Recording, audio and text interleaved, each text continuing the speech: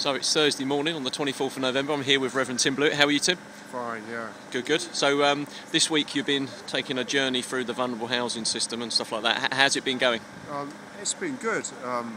Mayfield House Monday, Tuesday, and then I moved into the Hollies on Wednesday.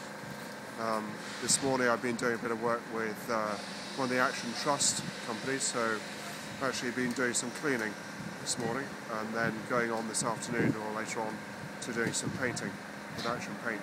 Now, last year you spent 3-4 nights sleeping rough and sort of finding out about the system there, and this year you've changed tack and you've gone through the system with Action Homeless and looked at the hostels and then moving on and things like that, and obviously done a bit of work as well.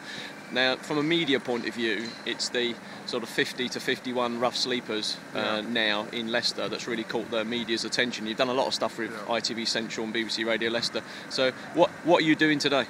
Well, what I'm doing today is we're going to hopefully focus on the work that the Action Trust do, so Action Clean, Action Paint.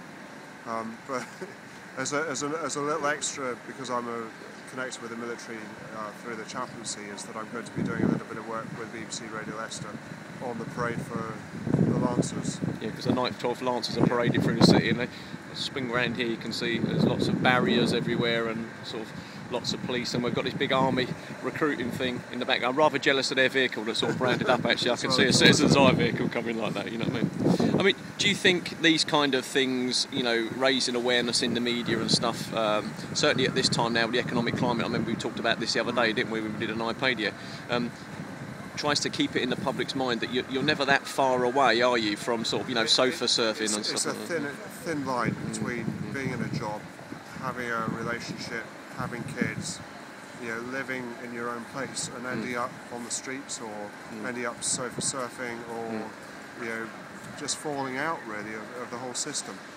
And, you know, as the figures show, Leicester now has what I think it's 59% more people on the streets, and that's the official statistic. 59% more people on the streets this year than it had last year. You know, other cities have gone up by 30-35%. Yeah, it's big increases.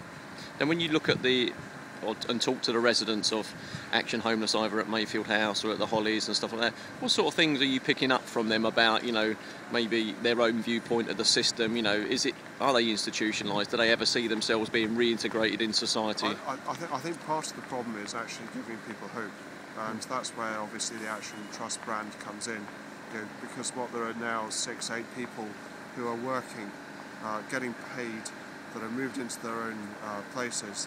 You know, they've got a job, they've got hope, and the idea is that they'll be working with the Action Trust brand for 6 months, gaining skills, gaining qualifications, and then being able to move into another job, freeing up the space for somebody else to come in behind.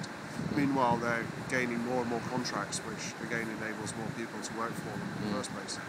But if you're in Mayfield, and there are some people that have been in Mayfield, one person I think has been there for 3 years. I think the homeless resident has been there. It's a long time, and if you've been there for that long, then you are going to be institutionalised, and you're going to stop having as much hope as you should have.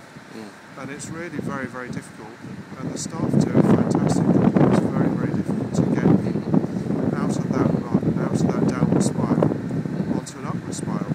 And you know, how do you do that?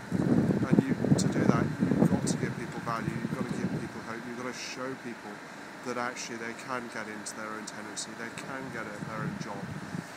But that's increasingly hard in this climate that we're in at the moment.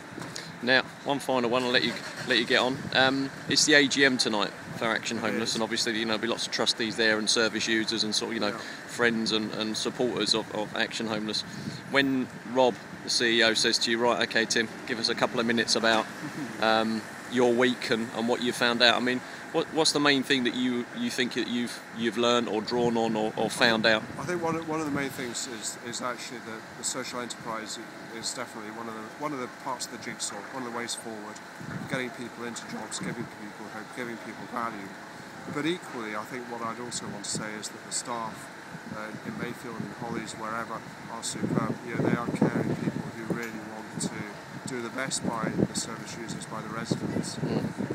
Some of the service users, some of the residents have, you know, they've obviously got complex issues, complex problems that have led them to be where they are. But that doesn't mean that that's where they're going to stay. And what Action Homeless does is that it gives them an opportunity to move on from that hole that they've fallen into something better. Brilliant. Tim, thanks very much. Thank you.